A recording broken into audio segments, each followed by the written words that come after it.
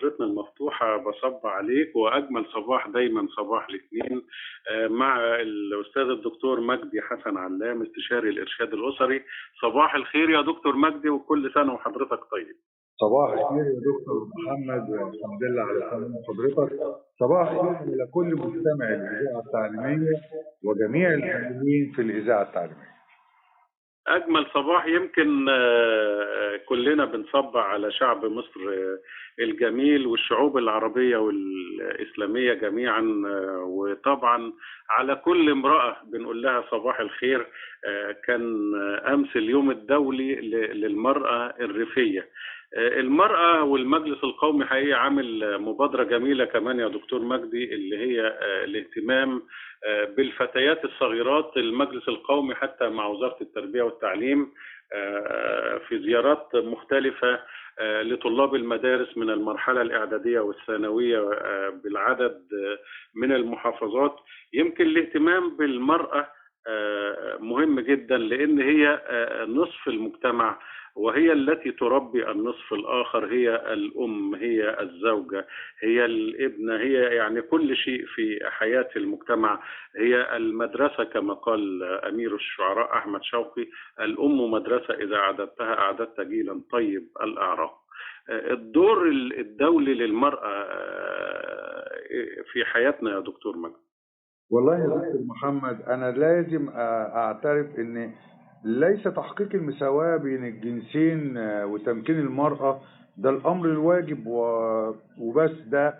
ده عنصر حاسم في مكافحة الفقر والجوع وسوء التغذية. النساء هن نسبة كبيرة في القوى العاملة الزراعية عشان احتفال اليوم الدولي للمرأة الريفية، بما في ذلك العمل الغير الرسمي. هم بيتحملوا المسؤولية الكبرى في تقديم الرعاية المجانية وأداء مهام العمل المنزلي في المنزل، وهم بيقدموا مساهمات كبيرة في الإنتاج الزراعي والأمن الغذائي والتغذية وإدارة الأراضي. المرأة الريفية يا دكتور محمد بتختلف بعض شوية عن الرجال الريفيين والنساء الحضريات اللي في المدن، ولكن النهاردة المرأة الريفية اتعمل لها اليوم ده عشان تقديرا وتبجيلا لوجودهم في حياتنا، وخاصة في المدن الريفية اللي بينتشر فيها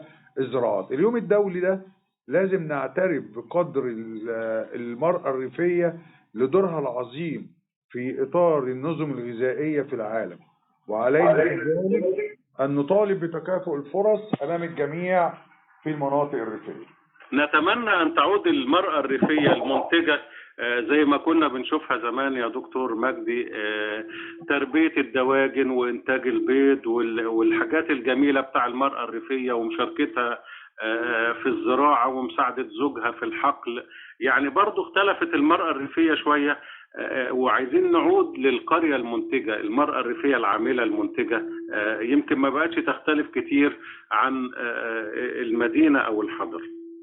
والله يا دكتور محمد، هو احنا بنعرف ناكل حاجة إلا من الريف؟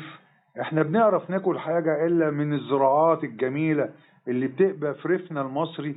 النهاردة المرأة الريفية موجودة على مر العصور، وهي دي الأساس. يعني أنا ما بحبش أكل الرز المعمر لما بسافر هناك البلد، أكله بجماله بطواجنه بحاجاته الجميلة بالفطير. يعني أنا عايز أقول لك النهاردة المرأة في الحضر ما بتعرفش تطلع الحاجات الجميلة اللي في الفرن البلدي دي، الحاجات اللي الواحد بيشوف المرأة الريفية قاعدة بتطلع أجمل حاجة. وسلامة المرأة الريفية للمصريين وجموع المصريين، سلموا لينا يا رب العالمين. قول لي بقى، كنت بتاكل رز معمر بالملح ولا بالسكر يا دكتور؟ لا، اللي هو الحلو باللبن والحاجات المسكرة. يعني دي حاجة أنا كنت بستمتع بيها اما بيطلع كده من الفرن البلدي بالوش بتاعه الجميل، بستمتع جدا يا دكتور محمد. يمكن نتمنى ان الحاجات دي ترجع، ولما كان زمان تصبح كده الصبح تلاقي فيه بيض بلدي كده يعني، وفيه زبدة وفيه قشطة. الحياة الجميلة، الحياة البسيطة، الحياة الريفية يعني بتبقى ليها رونق خاص وطعم خاص وجمال خاص، بالذات للي عاشوا الريف وانت كده بتفطر والخضرة والزرع والاشياء الجميلة. هي دي الحياة اللي كانت بتخلي الناس عندها هدوء نفسي وهدوء في أعصابها، وتتحكم إزاي في علاقاتها مع الآخرين. هو دي المناظر الجميلة اللي بتفتح النفس إن الواحد يستنشئ اليوم بتاعه بأسلوب حضاري، ويفضل ويعرف يفكر في إزاي يكون هدف جيد لأهدافه اللي بيحققها داخل مصر. يمكن لاحظنا ان يعني الدولة الآن اهتمت بالمرأة المعيلة، لأن هناك العديد من النساء بيرعوا الأسرة ومسؤولين عن أسر، وهي اللي بتقوم بدور الأب ودور الأم، وأدوا دورهم على أكمل وجه. والله يا دكتور محمد، أنا دايما بقولها، وأنا شخصيا اتعرضت لها. البيت ممكن يكون موجود الأم تقود الأسرة، الأم ممكن تقود في غياب الأب، وفاة الأب أو سفره، بس الأب عمره ما هيعرف يقود البيت في غياب الأم. النهاردة أنا برفع القبعة لرحمة الله وأمي. إحنا كنا 8، 4 صبيان و4 بنات، وعرفت إن هي تخلي مننا ناس موظفين في الدولة وذات مراكز في الدولة، وهي ست كانت ريفية أصيلة. وأنا الله يرحمها. يا رب ويرحم أمهاتنا جميعا. نتمنى أن ده يمتد للجيل الحالي. يمكن كانت روح الأسرة المصرية لما كنا كلنا بنبقى عيلة وبنبقى عايشين مع بعض. النهاردة كان كله يعني بتلاقي البيت العيلة، البيت اللي كلنا بنتلم فيه، العمام والإخوات والجد والأحفاد، شيء جميل. يمكن حتى الروح دي شوية بتختفي. النهارده لما بتروح تخطب لابنك ولا حاجه يقول لك لا ده انا لازم عايز اتجوز لوحدي، مش عايز اعيش في بيت عيله. يعني مع ان بيت العيله ليه جمال وليه حلاوه يا دكتور مجدي.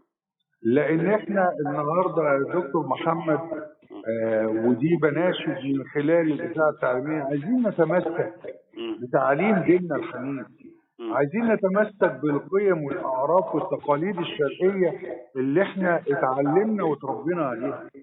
عايزين نتمسك بلغة الحوار الهادي، عايزين نتمسك بالاحترام للكبار ولازم نسمع الصغار، عايزين نتمسك بأصدقائنا الطيبين المحترمين في معاملتهم وقت الشدة، وقت الفرح بتلاقيهم موجودين.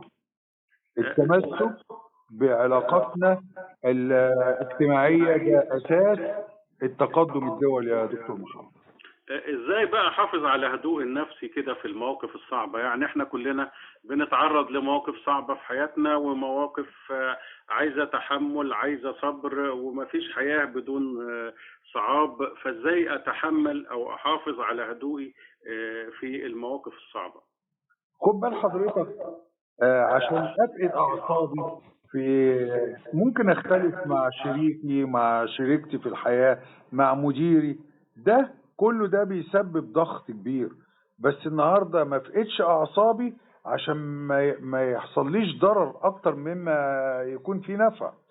والتقدم وإخفال الأهداف ده بيكون فيه عصبية عند الناس، عشان لازم نحافظ على الدور الحيوي للجسم في استجابة الجسم للتوترات. الحفاظ على توازن الكورتيزول الصحي أمر ضروري يا دكتور محمد عشان الصحة العامة. طبعا. طب عشان نبقى هاديين لازم أول حاجة أتعلم إزاي أتحكم في التنفسي.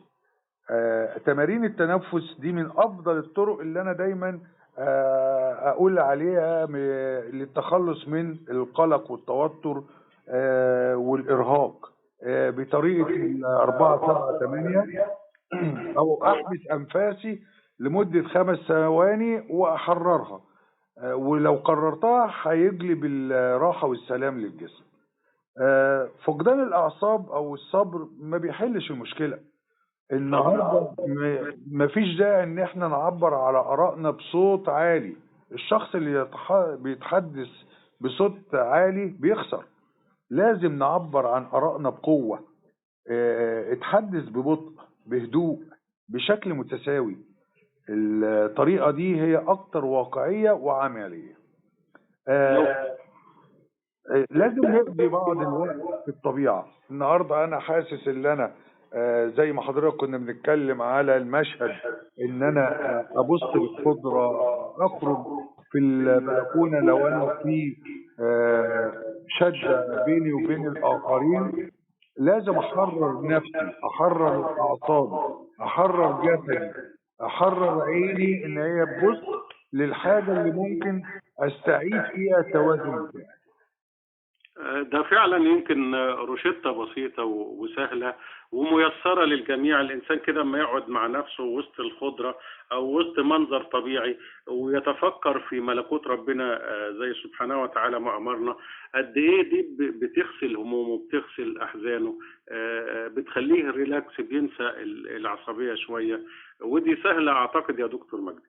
النهارده أنا دايما بقول يا دكتور محمد الاستجمام بان انا اخد شاور دافي وبعد كده بينتهي يكون بميه فتره. النهارده التنفس، تمارين التنفس اللي انا بقول عليها، ان انا اتامل ابص على خضره، اتامل في صوره جميله، اتامل اعيش في لحظات ماضيه فيها فرحه، فيها ضحكه.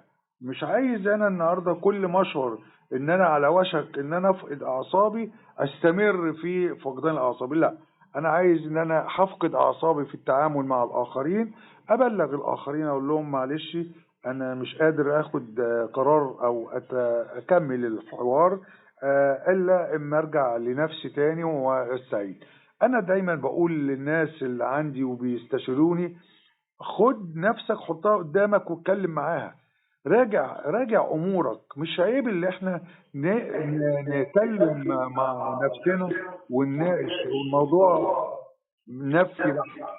يعني فعلا محتاجين ان الواحد يقعد مع نفسه، يعني دي بتبقى لحظة صفاء وراجع نفسي. ربما في مواقف خاطئة انا ممكن اصححها، محتاج كل واحد حتى فينا وقت يقعد فيه مع نفسه كده في مكان هادئ، يفكر انا النهاردة عملت ايه سلبي ما اعملوش بكرة، كان في ايجابي اكتر منه. يعني دي محتاجة القعاد مع النفس ومحاسبة النفس، وان احنا يعني كل واحد يخلو بنفسه كده. حاسبوا انفسكم قبل ان تحاسبوا. والله يا دكتور محمد انا بقول دايما اترك المستقبل حتى ياتي. ده بكره جاي لسه. ما تهتمش بالغد، لانك لو اصلحت يومك صلح غدك. جدد حياتك، نوع اساليب معيشتك، غير الروتين اللي انت بتعيشه.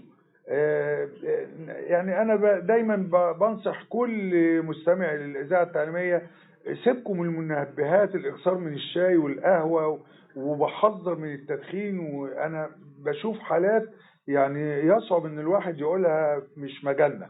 بس النهارده لازم اكون عندي يقين بان الافطار من الاستغفار ده بيفرج الرزق، ده بيخلي الذريه صالحه، ده النهارده بيقربنا لربنا. يعني سبحانه وتعالى هو حتى القرآن الكريم يعني فقلت استغفروا ربكم إنه كان غفارا يرسل السماء عليكم مدرارا ويمددكم بأموال وبنين ويجعل لكم جنات ويجعل لكم أنهارا. الحوار الجميل الممتع مع حضرتك يا دكتور مجدي، واللي مستمعينا بينتظروه كل يوم اثنين. بشكر حضرتك شكرا جزيلا، وصباح الخير عليك وعلى كل مستمعينا. شكرا يا دكتور محمد، شكرا لجميع العاملين في الإذاعة التعليمية ومستمعي الإذاعة التعليمية. شكرا جزيلا.